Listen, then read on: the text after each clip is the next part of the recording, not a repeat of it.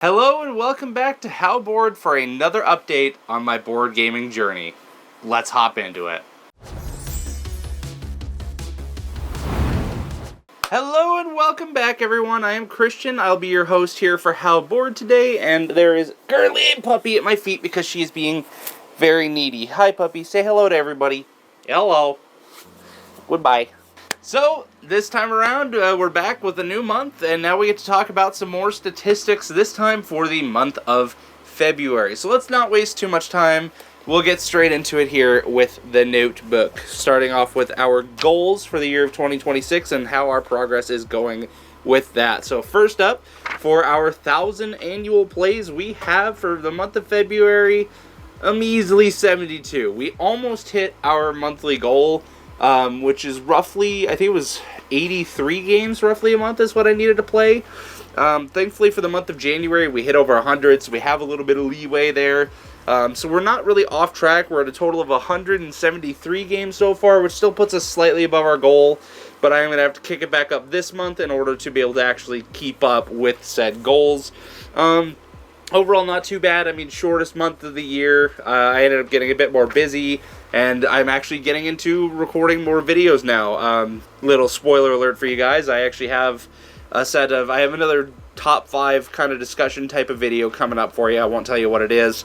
And then I have my first review, playthrough, and teach how to play video series coming up here. So look forward to that. That is... hopefully I can get it done before the end of March. It's a pretty big project, and it's my first time really doing these. Well, I've done the reviews plenty of times, but doing the how to plays and the playthroughs are completely new to me, and I'm going to take a bit of time to make sure I edit everything out and make it look as good as I can for you guys before I publish it. So that might take a little while to get done. But overall, I would still say that hopefully it turns out pretty well. I'm very excited to release it, if nothing else, even if it doesn't turn out that great. I'm just excited to be able to work on it and be able to put out some actual board gaming content for you guys and not just more of these lists. Yes, I know I mentioned I have a list, but it's a matter of... I wanted a video to get out in the meantime, and there were actually some items that I wanted to bring up and discuss. So I still think that video was worthwhile. I'm not talking down on it. I just really wanted to start getting into the actual board game, diving deep into something and fully exploring it, and then putting that out there, which I'm finally going to be doing now. I've given up on the game table. I'll give a little update on that at the end of the video here, but for now, we'll continue on with the goals. So again, for the annual plays, we're still keeping up pretty decent on it. It's not going too bad. Could do a little better, but we'll try to pick it up more this month. For our 10 by 10 plays, we actually hit our first 10 plays of a single game, and funny enough, it was Final Girl. It was probably the game on this list I was the most worried about playing, just because I've had troubles with it in the past. I picked it up a couple years ago. I tried playing it. I played it a few times, and I just never really got into it. I was very frustrated with losing all the time, and for some reason this month I played a game of it, and something just clicked, and then I played another game, and I played another game. And that ties into our next segment here in a second, but I got a couple more, and then started playing. I played 7 games in 1 month. I think I had 3 of them in January, and I got 7 more this month. Final Girl, not to spoil too much, but was actually my most played game for the month of February, and it was a blast. I lost most of my games, but it was still just a ton of fun to get to play and experience it. I am absolutely loving Final Girl.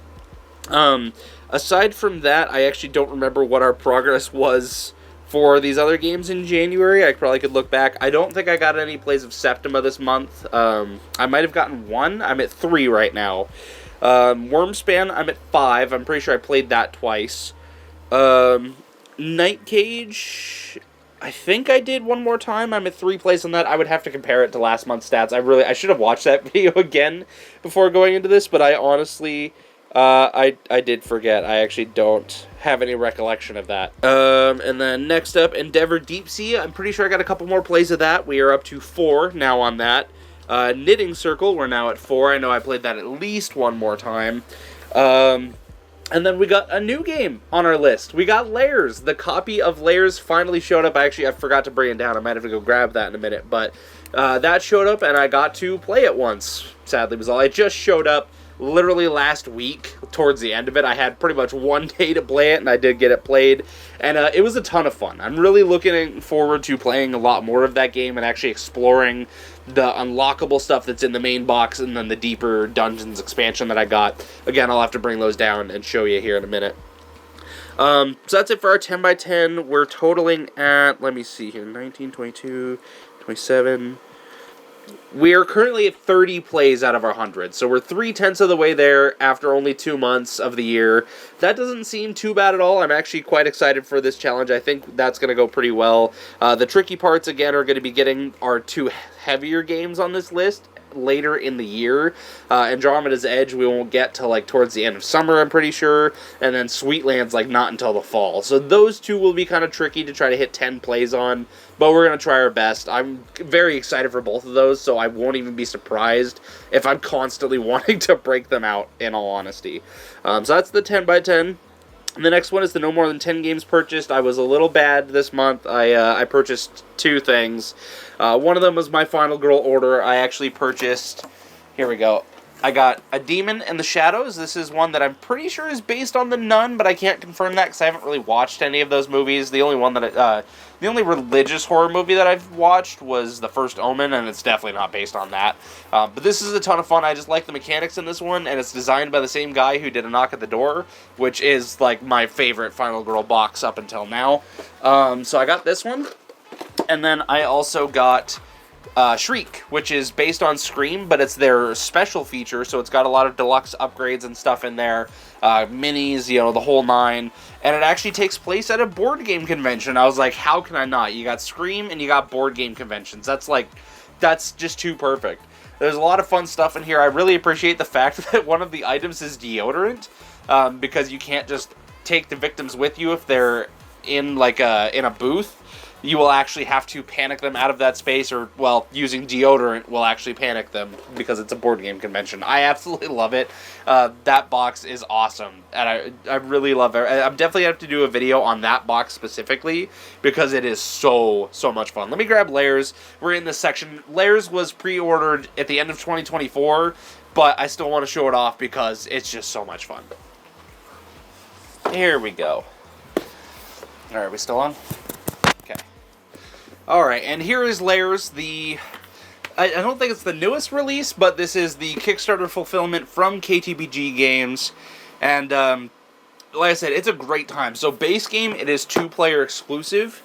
With deeper dungeons, you can do it 3 or 4, and I'm very excited to play that version, but I definitely want to play a couple more just 2-player. If you have not heard of this game, it is basically Dungeon Battleship. You have 2 players, each one behind a screen is crafting their own dungeon with monsters and traps and chests for the other player to explore. And so on your turn, you're going to be saying, I'm moving my adventurer this way, or I'm going to peer into this spot and try to uncover your opponent's dungeon to beat monsters, open chests, and be able to get out of there. To score victory points at the end of the day, but the overall premise of it is still just a ton of fun. I did get beaten. Not too bad, actually. It was a pretty close game. I think it was 16-13. It was closer than I would have thought. But still a very good time. And again, so it like starts with a base monster, base loot, and base traps. But as you play the game more, you can start opening different envelopes and boxes that will add more of those elements into the game to make them more unique. And then again, with the deeper dungeons, like that's just a bunch of modules to add to the game. You get to increase the size of the dungeons that you're going through. You can add in boss monsters. You can add in some weird walls. There's just all sorts of cool stuff to explore in here, and I'm not really doing it justice on my explanation, but I'll have to do some coverage of this game later on because I do think it's really exciting, but I want to get some more plays under my belt, so that'll probably be later, like mid this year, roughly, but still very, very excited for that. That is Layers. I'm going to use this section as a little bit of like new to my collection stuff, even if it's something I ordered previously, not this year. I'll still use it as a time to show off things that have arrived in the collection. So that's it for that. So the last section out of the notebook here is the top 20 in review before we get to the actual stats. And I actually haven't done my homework on this yet, so I'm going to have to adjust that really quick. Sorry about that. Alright, so for my top 20 in review here, the big changes, again, I'm just going to kind of give you the broad strokes. I'm not going to break down the whole thing, because I don't want to spoil anything for the end of the year, even though, theoretically, by the end of the year, this whole list is going to be way different. So, newly added to the list is Final Girl. The more I've played it, the more I've fallen in love with it, and like I said, I played it 7 times this month, and for that, it takes my number 3 slot. I'm sorry to Nucleum, which was previously the number 3 slot. There are just so many cases where I would much rather play Final Girl. It's quicker and easier to set up. It's way more thematic and involved, and there's just so much going on to it. It's very quick to play, and so much cool stuff happening. I love Final Girl now. I can't believe I slept on it for so long, but sometimes all you need to do is go back and like actually give a game a chance. Maybe you didn't care for it too much the first time. Go back and give it a second chance, and maybe you'll actually enjoy it. I think this is a game that I had to evolve in my board game journey to appreciate, because early on I was very stubborn and very bad about losing. I had very bad mentalities about losing games, and in Final Girl at the time it felt like all I was doing was losing. If I got a win, I basically had to cheat my way there, and I've gotten more humble about that. I've gotten to accept those losses, and with a game like Final Girl, I've come to realize it doesn't really matter, especially for a solo-only game. There's no one else there to be like, ha, you lost, you know, unless I'm doing it on camera, of course, but for the most part, I can just play it and enjoy the experience, enjoy the ride. That's what I'm there for. I'm there to live out a horror movie, and not every Final Girl survives a horror movie. So, it was kind of an awakening experience for me. I guess I shouldn't say awakening, but it was definitely a little bit of a revelation for me. And just being able to accept defeat in board games, and it's transferred a lot to other games that I've been playing, which is really nice. I can still have little moments where I'm slightly sour about it, and I'm working on that about myself, but that Final Girl has helped me so much in that regard.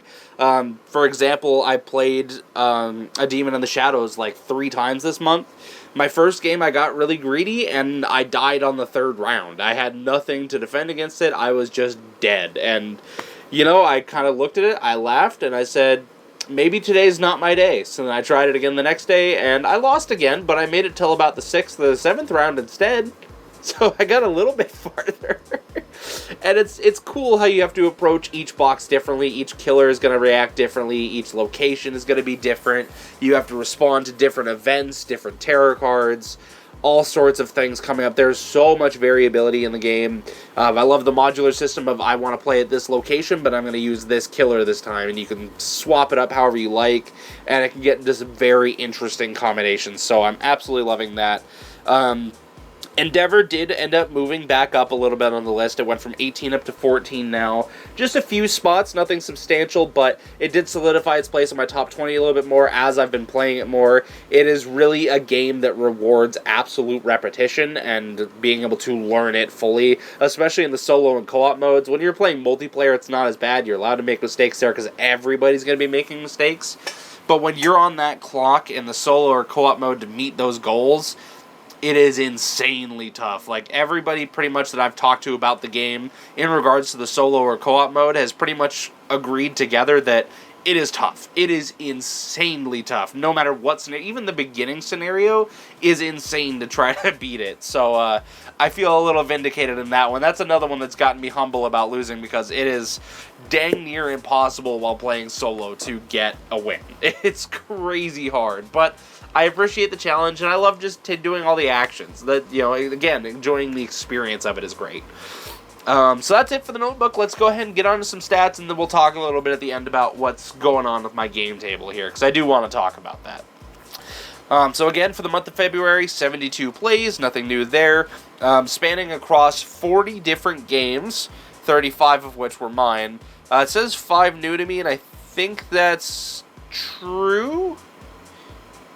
Yes, that is true. So we'll start with our most played games, which I had a lot of variety this month, I feel. The top 2 played games that I have are Final Girl and Ransom, the Button Shy game. Final Girl at 7 plays, Ransom at 6, and most of those were, actually I think all of those were solo because I just wanted to try to hit my longest word. Those are the only 2 games that got 5 or more plays this entire month. So I'm actually quite impressed by that, I'll be really honest. Usually I just kind of like hone in on a game, and that's what I'm playing for the month. So the new to me games that I played, obviously Layers we got to play. And that's the only one of my games that's new. I also got to play Alice is Missing. It is a silent role-playing game. It's not necessarily a board game, but I logged as one, because it is kind of a board game, but at the same time it's not. It's really interesting.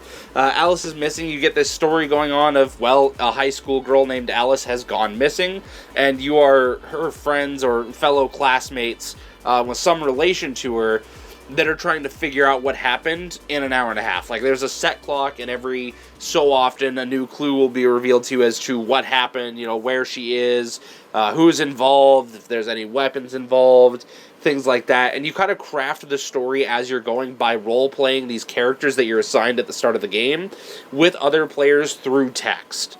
And there's a lot of cool stuff to it. It can get very emotional. There's a lot of things going on, and really diving into those characters is actually quite interesting.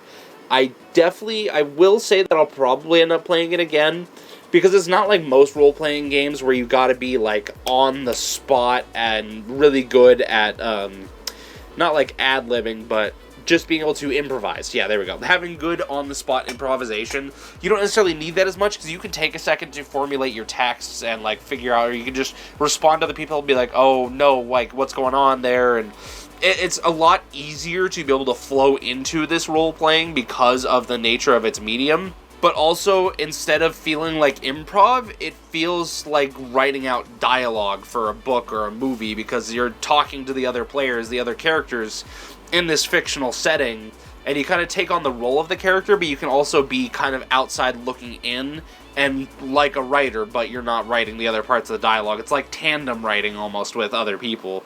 It's really interesting. I enjoyed the premise of it, and it's got some really cool things going on. Like I said, I probably will play it again, but I'm okay with the fact that it's not in my collection, because it does require at least 3 people to play, which is a little bit rough.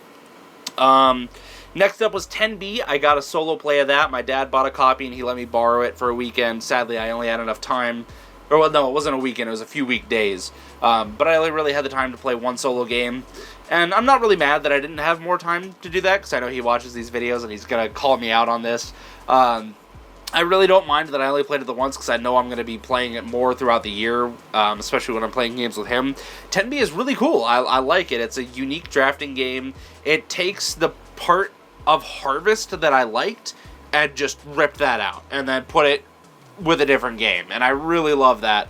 It's not necessarily point salady, but it does get a pretty decent point total, which feels pretty good.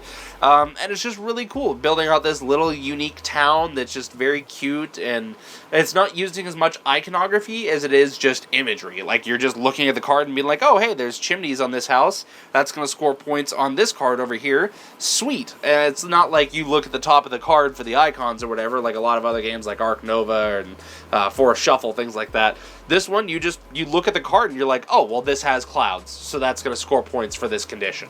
It's really cool. I appreciate it when games break away from the iconography of it all and just focus on looking good and having that play into the mechanics. So love 10B. That was a great time. SETI finally got to play this month. I got that for my dad as a birthday present last month.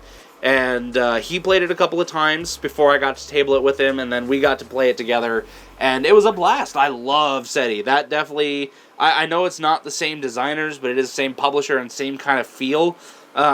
It definitely feels like a way better version of Arnak. I know there's a lot of people that will say there's too many differences between the two games, but really to me it doesn't, because the core of it is that you get 5 rounds, and you get a limited number of actions each round, and that's based on your cards and how you use them.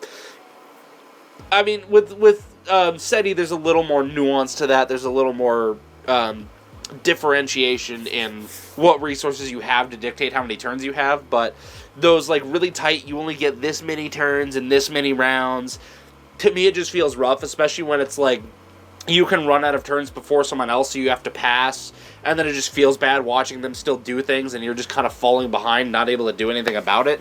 I don't really enjoy that style of thing, but SETI delivered it so well, and they actually made it to where passing doesn't really feel that bad. You get first pick at a new card, you're going to shift the board, so maybe it screws up the other player a little bit, and I think it's a great time. It's very, very tight. My game with my dad actually ended up being decided by 1 point. He was like 18 points ahead, and then we had a module in there, one of the aliens in there, that lost him points. So he ended up just being 1 point behind me. And you'd think in like a high-scoring game there'd be a bit more variance, but no, we were like neck and neck. Even in the 3-player game that we just had this last weekend, it was pretty close scoring. Like, we were not that far off from each other, maybe like 10 to 20 points between each player. It might have even been between first to last. Let me double check it. So with that one, our highest score was, okay, it was 206 to 146. Sorry, there was one outlier. But it still like felt pretty close for the majority of the game as we're playing. It was just the end game scoring. Ended up changing that a little bit, but I really love it. There's a lot of cool resource management in there, a lot of different things you can approach, a lot of different ways to approach it. You can try to do all 3 things. You can try to focus on just one thing and do it really well. It's really cool how it plays out, and I do appreciate it. And the last new newbie game is Mythwind. This is a game that I recently became very excited about. I think like mid-January I started really diving into it. And the Kickstarter, of course, was live for the Shepherd and Herbalist campaign, and I really wanted to go in and back it. So my dad, because he was also getting interested in the game, wanted to just pick up the base game, see how he felt about it. So he got to play it a couple of times, then he handed his copy to me and let me borrow it after resetting everything, which really isn't that bad if you're still early game, but got it all reset, handed it over to me, and I tried out the Merchant as my first game, which is the most complex, I believe, out of the base box, but I really didn't mind it. I don't think it was too bad. And it really is just that kind of game where you just have a loop, and you pretty much just perform the loop on repeat, which I love. I'm a huge fan of that. Like, when I played Stardew Valley, I ignored all of the story stuff, and I was just doing farming. I was just trying to build up money, upgrade my house, upgrade my farm. That was all I did in Stardew Valley. I completely ignored the story. I didn't go into any of the festivals. I didn't work on any relationships or anything like that. I just hung out at my farmhouse and farmed. And in Mythwind, that's basically all you're doing. You're just going in and reaping some rewards, getting some money out of it. It's very slow, very steady. It's like a slight trickle of income, basically, is what you're working with for most of these characters. Because you're spending to be able to make more money, and of course, it's a very slow, progressive state.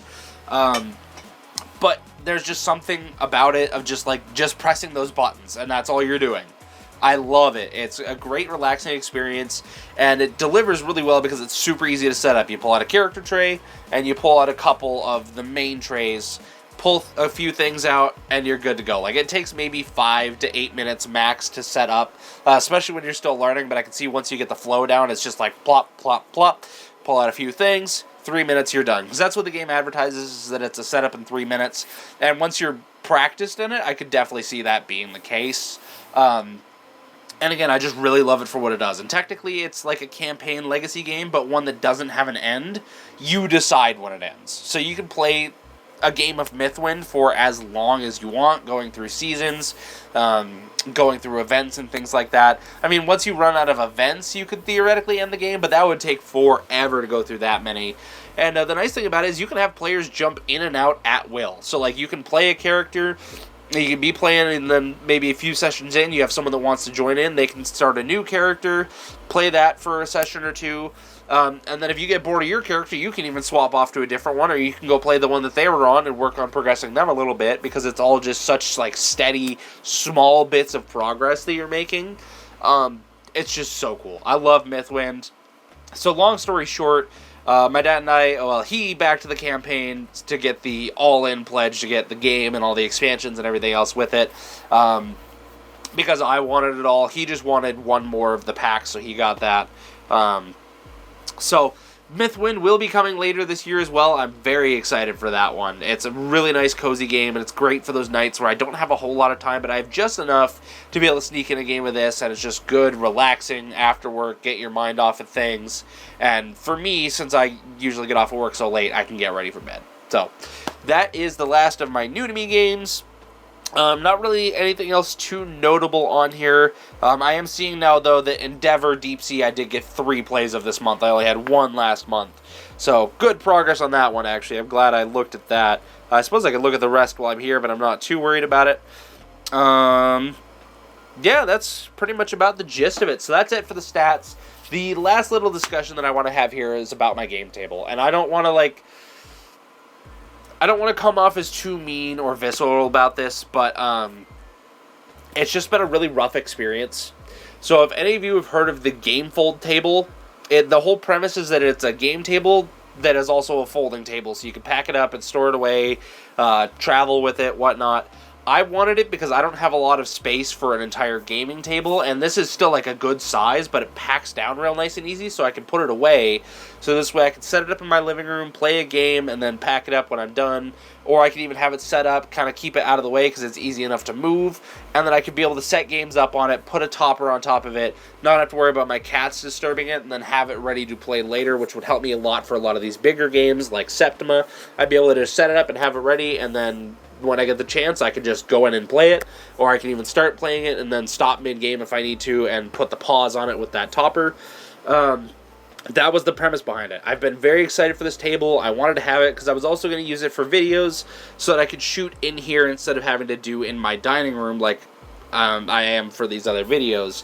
I really wanted to have that happen so I didn't have to be packing gear back and forth. I could just have it all in one contained space, and then I'd be able to do all of my shooting in this room.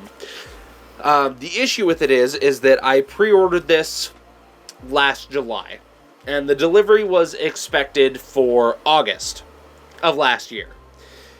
Of course, here we are in February of 2026, it still hasn't arrived.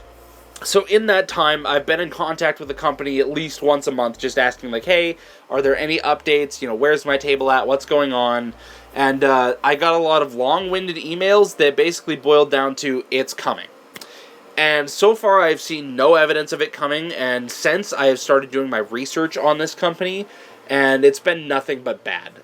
Better Business Bureau, they have tons of complaints of this exact same issue, people not getting their orders, and then the company just basically not giving them any information on what's happening.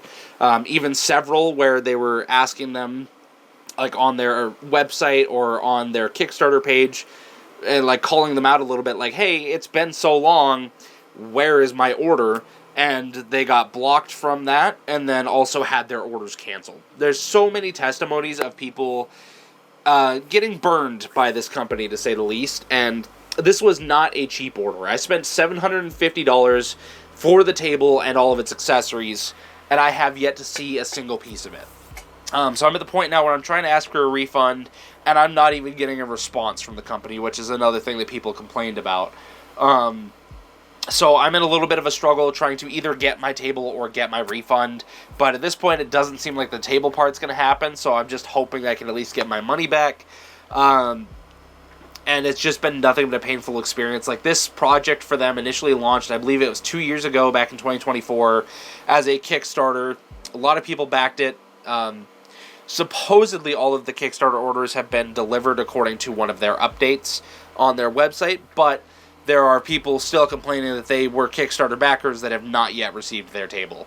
So I don't even know what to believe, and there were many other claims where the same situation as I was in, they had a pre-order for 1 month that said it was expected to deliver the next month, and they still haven't received it, even before I did mine. And it's just kind of a running thing with this company that they just give people the runaround, they get the money, they don't really deliver.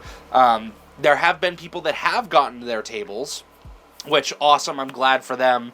But there's so many of us that just haven't gotten anything. It feels like one of those companies that has to do campaigns to be able to fund and fulfill the previous ones. Like, I'm not even sure at this point if My Table actually exists yet, or if it's still waiting to be made in a factory over in China. I don't know what's happening. I have no information on what is going on with this, and I'm doing my best to contact the company and figure out what is actually happening and get something moving, because I'm at the point where it's just frustrating. I keep getting the runaround on answers. I don't get any notice of what's going on. And it literally just keeps coming down to, it's coming, it's coming, it's coming. And it's like, okay, is it at a warehouse? Is it actually in the U.S.? Has it been made yet? Can you give me any information? And they just refuse to. And again, now I'm at the point where they aren't even responding to me at all. So, yeah, I'm kind of putting them on blast a little bit, because this is a ridiculous business practice. I'm sorry, but this is not how any business should operate. And, of course, like I mentioned with the making new campaigns to fund the previous ones, they are in the process of getting ready, if they haven't already, to launch a campaign for another gaming table. Just a standard gaming table that's supposed to be more compact and affordable, I guess, but they're getting ready to launch another campaign called The Game Dine. This is by Yarrow Studios, if I didn't mention it already. I feel like I have to put this out there because it is very frustrating, and I don't want anyone else to have to go through this. And this company has been notorious for, again, silencing its customers that are calling them out on this action. And it's frustrating. So I really don't want anyone else to have to go through this. If you're looking at that campaign, if there's like a save for later, or if it's already up, I would personally recommend stay away from it. You can do your own research and do your own looking into it. I'm not by any means saying, boycott or don't support this company. I'm just sharing my experience of what I've seen from others, and recommending that maybe it's not the best choice in terms of getting your gaming furniture. I wish I had done the research ahead of time to see the credibility of this company. I just looked at their website, said everything looks kosher. They seem pretty legit, and I was just excited for the product. I got a little blinded by it. I was looking forward to the possibilities of it, and of course now months have gone by, and still nothing here. So, I'll stop going on about my sob story. I'm probably going to have to cut out quite a bit of that, just so it's not me whining for half the video. I'm sorry about that. But thank you guys so much for tuning in. Again, I do have proper videos actually coming up, so you can look forward to those. And I hope to see you guys in the next video. If I don't, that's whatever. You guys don't. Not everything has to be for you, and that's perfectly fine. If I'm not for you, by all means, don't feel obligated to stay. But of course, I appreciate those of you that do, or those of you that have even watched this far into the video. So thank you guys so much, and I hope to see you all in the next one. As always, happy gaming. Peace out.